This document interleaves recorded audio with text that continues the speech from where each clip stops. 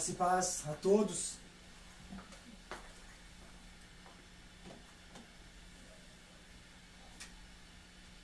Como é bom estarmos louvando ao Senhor, bendizendo em todo o tempo. Nós somos chamados para glorificar o nome do Senhor em todo o tempo. Então, não existe nada melhor do que estarmos na presença de Deus, porque na presença de Deus há plenitude de alegria, há delícias perpetuamente. E nós glorificamos o nome do Senhor Deus. Eu gostaria que a igreja abrisse o texto, quem está em casa, abrisse o texto de Romanos, capítulo 1. Romanos, capítulo 1.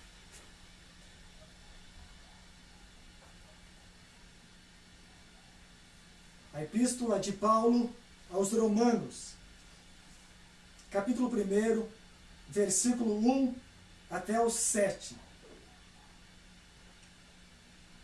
Paulo, servo de Jesus Cristo, chamado para ser apóstolo, separado para o evangelho de Deus, o qual foi, por Deus, outrora prometido, por intermédio dos seus profetas nas sagradas escrituras, com respeito a seu filho, o qual, segundo a carne, veio da descendência de Davi, e foi designado Filho de Deus, com poder, segundo o Espírito de santidade, pela ressurreição dos mortos, a saber, Jesus Cristo, nosso Senhor, por intermédio de quem viemos a receber graça e apostolado, por amor do seu nome, para a obediência por fé, entre todos os gentios, de cujo número sois também vós, chamados para serdes de Jesus Cristo.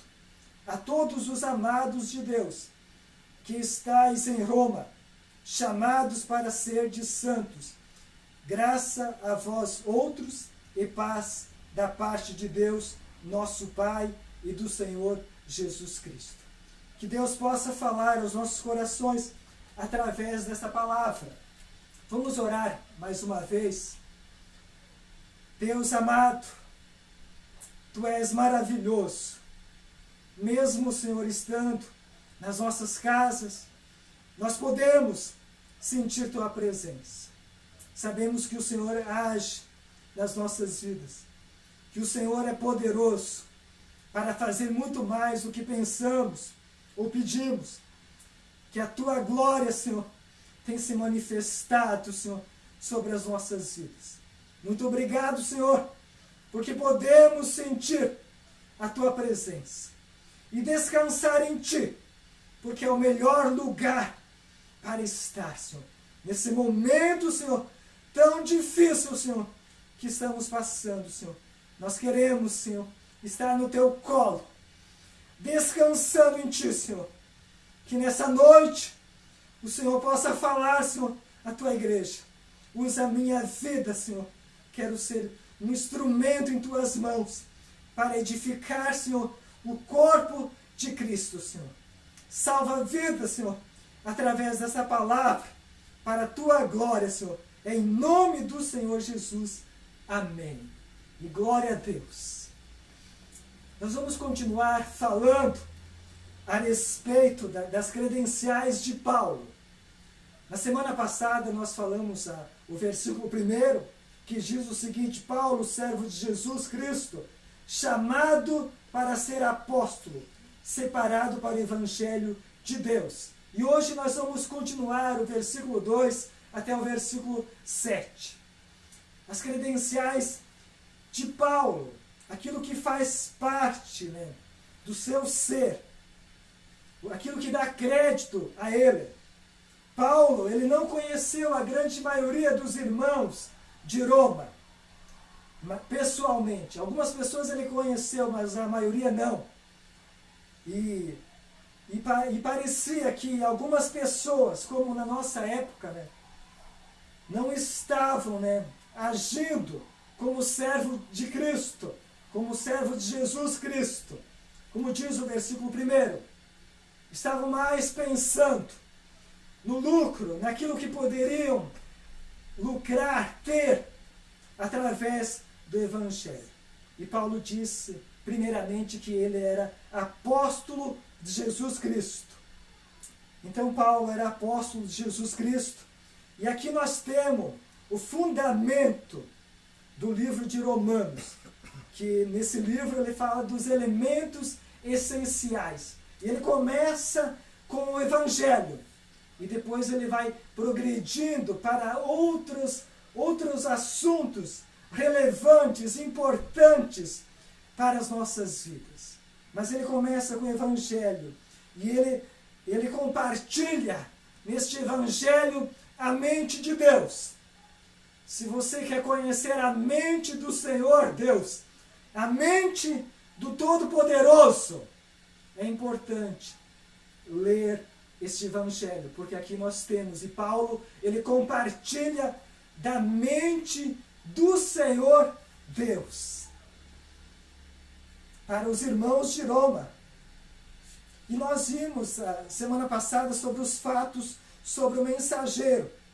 Hoje nós vamos ver sobre os fundamentos do mensageiro, da mensagem, os fundamentos da mensagem de Paulo.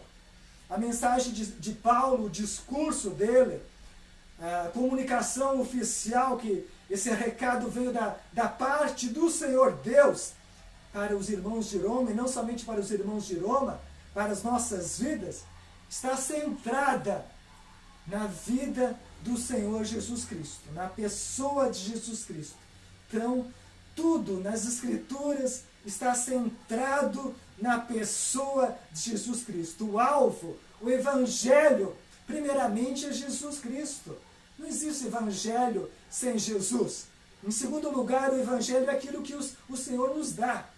Por mais que é importante o que o Senhor tem nos dado, como vida eterna e tantas bênçãos, e até mesmo as bênçãos materiais, sempre eles estarão em segundo lugar, porque o Evangelho é conhecer a Cristo, é desfrutar da vida dele, é ele nascer em nossos corações. Então esta carta está centrada no Evangelho, na pessoa de Jesus Cristo. E Jesus Cristo é o prometido, como diz aqui o versículo 2, o qual foi por Deus outrora prometido, por intermédio dos seus profetas nas Sagradas Escrituras. Então Jesus Cristo, ele foi prometido, né, já no Antigo Testamento, né, por Deus, diz aqui, outrora, por intermédio dos profetas nas Sagradas Escrituras. Então, amados irmãos, o Evangelho, essa mensagem, não é uma coisa, um pensamento, uma ideia, uma reflexão, um conceito tardio, que veio, que chegou na última hora, mas foi ensinado muito tempo atrás. Muito antes do Novo Testamento, no Antigo Testamento, nós vemos, né, que foi já ensinado. É uma ideia que surgiu muito tempo, antes da fundação do mundo, né? Mas os profetas já mencionaram a respeito do Evangelho. E diz, nas Sagradas Escrituras, elas falam a respeito de Jesus. Diz lá em João capítulo 5, versículo 39, examinais as Escrituras, porque julgais ter nelas a vida eterna, e são elas mesmas que testificam de mim. Então as Escrituras, né, do Antigo Testamento, elas testificam do Senhor. Elas testemunham a respeito do Senhor Jesus Cristo, né? Jesus, ele não ensinou uma só coisa que não estivesse conectada ou que fosse contrária ao Antigo Testamento. Então tudo que ele ensinou estava conectado com o Antigo Testamento, e nada ele ensinou contrário às Escrituras do Antigo Testamento. Então Jesus, ele foi prometido. Os fundamentos da mensagem, primeiramente Jesus é o prometido, como diz no versículo 2, foi prometido por intermédio dos seus profetas nas Sagradas Escrituras. E também a respeito do sacrifício do Messias. É claramente predito no Antigo Testamento. Não somente ele foi prometido, mas o seu sacrifício foi dito, foi predito, profetizado no Antigo Testamento. Lá no livro de Isaías, capítulo 53, versículo 4 e 5, diz o seguinte: certamente ele tomou sobre si as nossas enfermidades e as nossas dores levou sobre si, e nós o reputávamos por aflito, ferido de Deus e oprimido, mas ele foi transpassado pelas nossas transgressões e moído pelas nossas iniquidades. Jesus foi transpassado, já foi predito, foi profetizado que Jesus, seria o sacrifício. Então o sacrifício do Messias foi claramente predito no Antigo Testamento. Ele seria transpassado, seria moído, seria esmagado pelos nossos pecados. E o Antigo Testamento está repleto de tipos e símbolos que apontam para a vida do Senhor Jesus Cristo. Então nada sobre a vida do Senhor Jesus aconteceu por acaso, mas tudo já estava predito. Adão é um símbolo do Senhor Jesus Cristo, a arca, o maná, o tabernáculo, o sistema sacrificial, o cordeiro, representa a Cristo Jesus. Cada cordeiro que foi morto em sacrifício, ele deu testemunha daquele que viria mais tarde. Então todo o cordeiro que foi imolado, ele dava testemunho daquele que viria, Cristo Jesus. E Cristo não somente ele foi predito, foi prometido, mas ele é poderoso. Versículo 3 e 4. Com respeito a seu filho, o qual segundo a carne veio da descendência de Davi e foi designado Filho de Deus com poder. Ele foi designado Filho de Deus com poder. Então Jesus, ele é poderoso. O Evangelho é sobre uma pessoa chamada Jesus Cristo, o Todo-Poderoso, que veio que veio nos dar vida e vida em abundância. E a sua posição, ele é Filho de Deus. Jesus é Filho de Deus. Jesus é Deus homem. Não é somente Deus. Não é somente homem. Ele é 100% homem e 100% Deus. Então ele é o Deus homem. Ele é o Filho de Deus. Embora muitas pessoas negam a divindade de Jesus, aqui é bem claro, dizendo que Jesus é o Filho de Deus.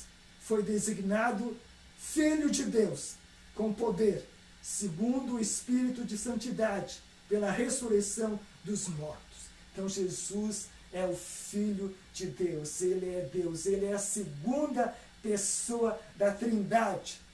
Lá em Lucas capítulo 1, versículo 35, diz o seguinte: respondeu-lhe o anjo: descerá sobre ti o Espírito Santo, e o poder do Altíssimo te envolverá com a sua sombra. Por isso também o ente santo que há de nascer será chamado Filho de Deus. Então este ente santo é o Filho de Deus.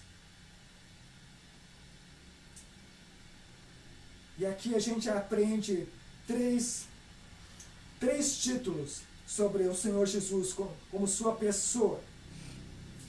Ele é Jesus, diz aqui, tanto no versículo 1, Paulo, servo de Jesus Cristo. Esse título, Jesus, fala a respeito da sua humilhação. É o seu nome humano. Ele se humilhou para nos salvar. Ele sofreu em nosso lugar. Ele é Jesus, que significa Salvador. Os demônios, eles nunca chamaram a Jesus de Cristo ou de Filho de Deus. Eles sempre se referiram a Jesus por esse nome. Apenas chamavam Jesus. Mas ele é o Cristo. Ele é um ungido. Ele é o Senhor. Paulo, servo de Jesus Cristo. Esse nome Cristo significa ungido. Esse é o título oficial do Senhor. Ele é retratado como profeta. Jesus é profeta. Ele conhece todas as coisas. Ele conhece o passado, o presente, o futuro. Ele prediz as coisas, com exatidão. Ele é o verdadeiro profeta. Aquele que deveria vir, no qual Moisés disse que viria um parecido dele. Lá em Deuteronômio, capítulo 18, versículo 15, diz o seguinte: o Senhor teu Deus te suscitará um profeta do meio de ti, de teus irmãos, semelhante a mim, a ele ouvirás. Este é o profeta que Moisés disse, ele que predisse, que falou a verdade. Toda a escritura, todas as palavras de Jesus é como se fosse uma profecia. Muitas pessoas vão atrás de profetas, mas esquece que a maior profecia que nós temos é a palavra do Senhor Deus. A maior profecia que nós temos é a palavra do Filho de Deus. Ele é profeta, Ele é o Cristo, o ungido. Ele é o profeta. Não somente profeta, ele é sacerdote. O Senhor jurou e não se arrependerá. Tu és sacerdote para sempre, segundo a ordem de Melquisedeque. O Salmo 110, versículo 4. Então, como sacerdote, ele te representa. Você pode chegar diante do trono de Deus. Você pode conversar com Deus. Está aberto, o véu foi rasgado. Jesus é o sumo sacerdote. Ele intercede por nós. E qualquer pessoa que pecar pode se reconciliar, porque nós temos um sacerdote que intercede por nós. Jesus é o sumo sacerdote, que está sempre orando por nós, intercedendo pelas nossas vidas. Ele é de uma ordem diferente, de Melquisedeque, que não teve genealogia, não teve princípio nem fim. Assim é o sacerdócio de Jesus Cristo. Não tem fim. É eterno. E não somente Jesus é o Cristo, mas ele também é o Rei. Ele é o Senhor. Ele é o Rei. Como Cristo, ele é profeta, sacerdote e rei. Lá em 2 Samuel, capítulo 7, versículo 13, diz o seguinte: este edificará uma casa ao meu nome, e eu estabelecerei para sempre o trono do seu reino. Então, o filho maior de Salomão, Jesus Cristo, sentaria no trono e reinaria para sempre. Então, nós temos um rei que domina, que controla sobre todas as coisas, até mesmo nesse momento tão difícil no qual nós estamos passando. Jesus é o Rei. Ele governa sobre todas as coisas. Não somente Jesus, esses títulos, mas também nós vemos aqui a respeito do Senhor Jesus, que ele é Senhor. Versículo 4. E foi designado Filho de Deus com poder, segundo o Espírito de santidade, pela ressurreição dos mortos, a saber, Jesus Cristo, nosso Senhor.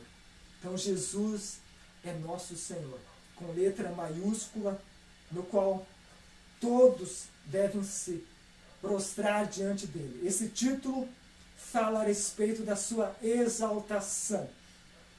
Ele foi exaltado. Esta palavra nos lembra que Jesus é o vencedor sobre a morte, sobre a sepultura, e ele ressuscitou e foi exaltado.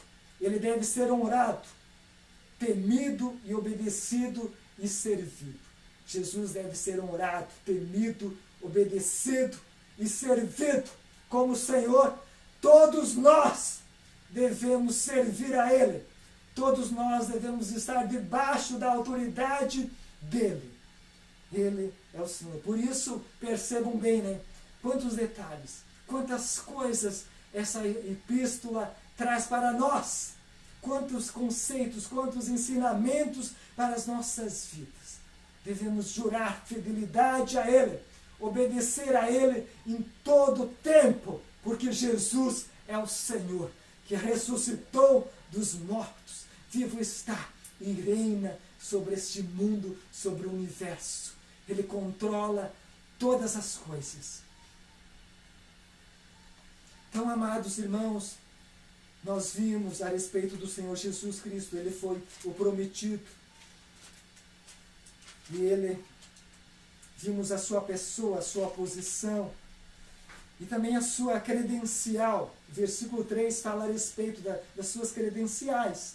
Humanas, primeiramente, porque ele era 100% humano. Ele era descendência de Davi. Sendo da descendência de Davi, ele podia e pode, né, sentar no trono de Davi, né, e reinar para todo sempre. Né. Ele tem o direito de restaurar o verdadeiro reino, porque ele é da descendência de Davi, como diz o versículo 3. Ele pode sentar no trono de Davi. Suas credenciais celestiais, diz aqui o versículo 4, que ele veio da descendência de Davi, foi designado Filho de Deus com poder segundo o Espírito de Santidade. Primeiramente, fala a respeito da sua justiça. Diz aqui, né, Espírito de Santidade. Fala sobre a sua justiça, a sua retidão. Ele viveu uma vida justa pelo poder do Espírito Santo. E nós também fomos chamados para viver uma vida justa pelo poder do Espírito Santo. Sua ressurreição, ele ressuscitou dentre os mortos.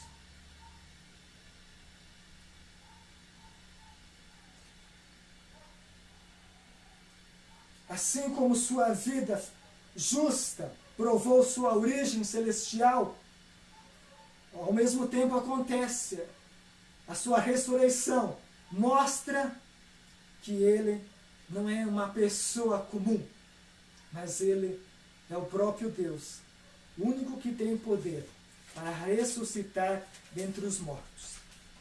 E ele é aquele que atua. O versículo 5 diz o seguinte: por intermédio de quem viemos a receber graça e apostolado, por amor do seu nome, para a obediência por fé entre todos os gentios. Por intermédio de quem viemos a receber graça e apostolado, por amor do seu nome, para a obediência por fé entre todos os gentios. Então, amados irmãos, ele é aquele que atua. Nele nós recebemos 3 coisas. Nós recebemos graça do Senhor. Diz aqui o versículo 5. Por intermédio de quem viemos a receber graça. Todos nós recebemos graça. Graça é o favor imerecido. Graça é a misericórdia amorosa de Deus, através do qual ele concede vida nova, no qual ele concede salvação para nós, para todos aqueles que confiam no Filho de Deus. Todos nós recebemos esse presente. Recebemos graça e recebemos, aqui diz dons, o apostolado, graça e apostolado, por intermédio de quem viemos a receber.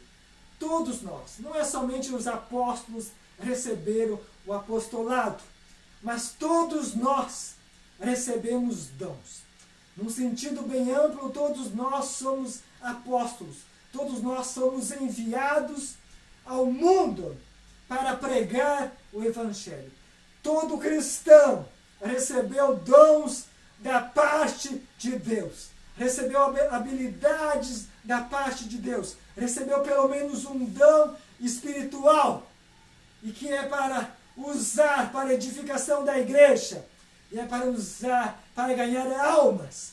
Então todos nós somos presenteados Nenhuma pessoa neste mundo, nenhuma pessoa que se tornou cristão, ela fica fora de receber esses bens valiosos do Senhor. É aquele que atua, é aquele que nos concede bênçãos da parte do Senhor. E que bênção grandiosa é esta, receber a graça de Deus, a misericórdia amorosa de Deus, e receber apostolado, os dons, o ministério. Deus quer usar você no ministério, na obra.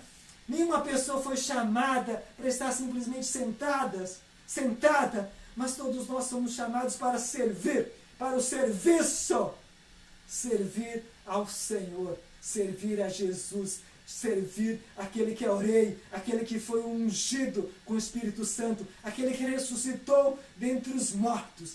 Nada é mais glorioso do que poder servir ao Senhor Deus, estar, Senhor, à disposição dele. Mas infelizmente muitas pessoas não estão à disposição do nosso Deus, não querem saber de Deus. Quantas pessoas nessa pandemia estão orando? Quantas pessoas nessa pandemia estão intercedendo por este mundo que perece? Quantos estão usando os seus dons para a glória de Deus?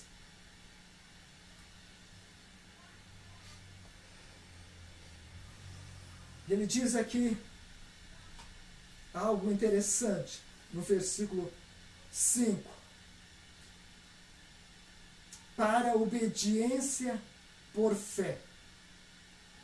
Então, todo aquele que é salvo vai mostrar a evidência da salvação é a obediência. Se uma pessoa não obedece, é porque ela nunca conheceu a Jesus Cristo. Ela nunca a sua vida foi transformada, foi mudada. Então a evidência da salvação é que ela é obediente. Se ela não é obediente, essa pessoa nunca foi redimida. E ela está vivendo uma mentira. Ela pode estar na igreja, mas se ela não obedece, ela está vivendo uma grande mentira. E ela precisa cair aos pés do Senhor e suplicar pela salvação de Deus.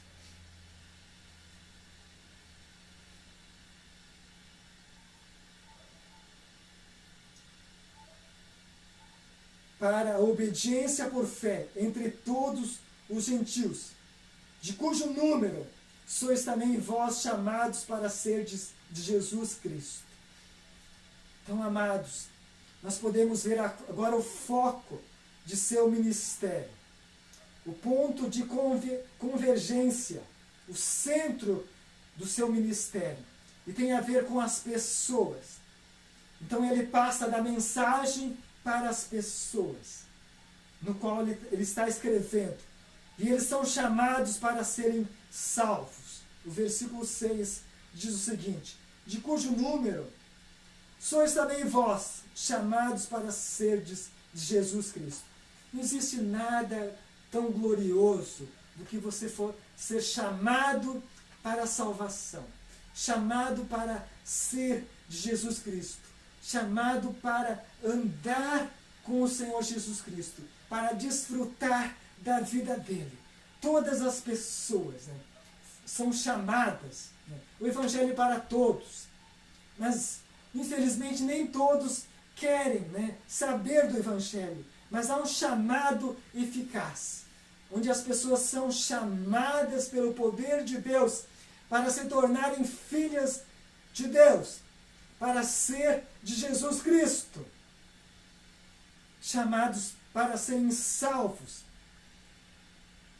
E eles compartilham com ele uma das maiores honras já concedidas a qualquer pessoa.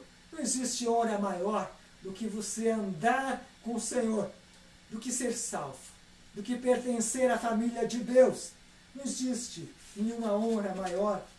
Eles são chamados para serem amados. O versículo 7 diz o seguinte, vamos ler o verso 7. a todos os amados de Deus que estáis em Roma. Eles são chamados para serem amados como filhos de Deus. Deus ama todas as pessoas, mas os seus filhos, ele tem um lugar todo especial. Ele ouve as orações dos filhos.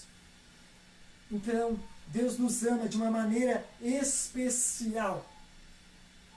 Nós podemos sentir o amor de Deus, o cuidado de Deus, a ocupação de Deus pelas nossas vidas. Então, amados irmãos, o foco de seu ministério é que eles são chamados para serem salvos. Eles também são chamados para serem amados como filhos. E eles são chamados para serem santos. O versículo 7 prossegue. Chamados para ser de santos. Graça a vós outros e paz da parte de Deus, nosso Pai e do Senhor Jesus Cristo. Então, chamados para serem santos. Deus não quer que seus filhos vivam como o mundo, mas Ele quer que vivamos como Ele. Então, que privilégio ser santo, viver como Deus, desfrutar da pureza de Deus, desfrutar da retidão de Deus. Sem a santidade, ninguém verá o Senhor. Sem a vida de Deus, sem prosseguir na santificação, ninguém verá o Senhor. E nós somos chamados para serem santos. Se uma pessoa não está no processo de santificação, é porque ela nunca conheceu o Senhor santo. Aquele que é o Deus Todo-Poderoso, 3 vezes santo. Então, nesses versículos, nós vemos a respeito de Paulo, das suas credenciais. Ele vai falar a respeito de Jesus. A mensagem, o centro da sua mensagem é Cristo Jesus. Fala que Ele ressuscitou dentre os mortos. Fala a respeito do ministério que nós temos. Recebemos graça e apostolado. E para nós fomos chamados para sermos do Senhor Jesus Cristo. Somos amados por Deus. Imagine, Deus Pai nos ama. O nosso Pai nos ama. E também chamados para nós sermos santos. Que glorioso é este Evangelho, né? Que transforma vidas, que modifica as nossas vidas. Vamos orar, amados irmãos. Deixa Deus operar na sua vida. Ele tem tudo sob controle. Nesta manhã, Deus visitou a minha vida e me deu uma palavra que se encontra no Salmo 60. E Deus mostrou que ainda há muita coisa a ser feita neste mundo. Muitas coisas ruins. Mas Deus está sob controle. E os seus filhos, Ele o guarda. Ele o livra de todo mal. Deus amado, em nome do Senhor Jesus, eu oro por cada vida que está, Senhor, na sua casa, que está ouvindo essa mensagem e que precisa de Ti. Tu és poderoso. Tu és aquele que transforma vidas. Tu és aquele que ressuscitou, que é da descendência de Davi. Por isso tem o direito de sentar no trono de Davi. Mas Tu és o Filho de Deus, Todo-Poderoso, que transforma tudo. Obrigado, Senhor, porque Tu operaste maravilha em nossas vidas. E a maior maravilha é ser de Jesus Cristo. Que privilégio, que honra. Não existe honra maior, Senhor, do que nós sermos chamados de cristãos, Senhor. Que título honroso, Senhor, nós temos. Que glória, Senhor, nós temos. Somos pequenos cristos. Representamos o Senhor. Estamos a serviço do nosso Senhor, do Todo-Poderoso. Glórias a Ti, Senhor. Abençoe essa cidade, Senhor. Livra do mal essa cidade. Abençoe a vida do meu irmão. Vai ao encontro, Senhor, da necessidade deles, Senhor. Eles precisam de Ti. Nós precisamos de Ti mais do que o ar que respiramos, Senhor. Visita com o Teu poder transformador, Senhor. Deus amado, que a Tua igreja, Senhor, possa estar, Senhor, de joelho. Porque é este o momento exato no qual Tu queres, Senhor, que todos, Senhor, se colocam, Senhor, de joelho diante de Ti, clamando, Senhor. Infelizmente, Senhor, a Tua igreja está fria, Senhor, como uma geladeira, Senhor. Não estão buscando, Senhor, a Ti, Senhor. Estão passeando, Senhor. Estão comendo e bebendo, Senhor. Estão se alegrando, Senhor. É hora de chorar, Senhor. É hora de prantear, Senhor. É hora de clamar por cura, por restauração. Tenha misericórdia, Senhor. Porque Tu tem visitado as nossas vidas com a Tua unção, com a Tua presença, Senhor. E é tempo de chorar. Há tempo de se alegrar, Senhor. Mas não é esse, Senhor. Há muitas vidas perecendo. E vão perecer muito mais. É tempo de chorar, de prantear. Deus amado, tenha misericórdia, Senhor, da vida dos cristãos que estão brincando, que não estão vivendo a vida que Deus planejou para eles, Senhor. Não estão vivendo os sonhos de Deus. Muitas vezes você quer viver os seus sonhos, mas não são nada. Não significa nada para Deus. Porque os pensamentos dele é maior do que os teus. Queira viver os sonhos de Deus. E Ele te chama, como nós vimos Jesus. É Rei. Jesus foi ungido. Jesus é sacerdote. E sacerdote, Ele está intercedendo. Vocês acham que Ele não está intercedendo pela humanidade? Ele está intercedendo. Aonde Jesus está? As pessoas perguntam. Onde Jesus está nesse momento? Ele está chorando. Assim como Ele estava chorando lá com a morte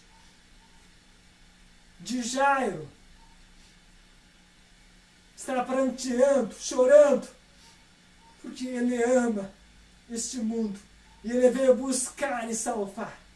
Não vão pensar que o nosso Senhor está de braços cruzados, apático com essa situação. Ele nos ama. Ele nos ama. Ele nos ama. Vamos louvar o Senhor. Vamos exaltar o nome do Senhor.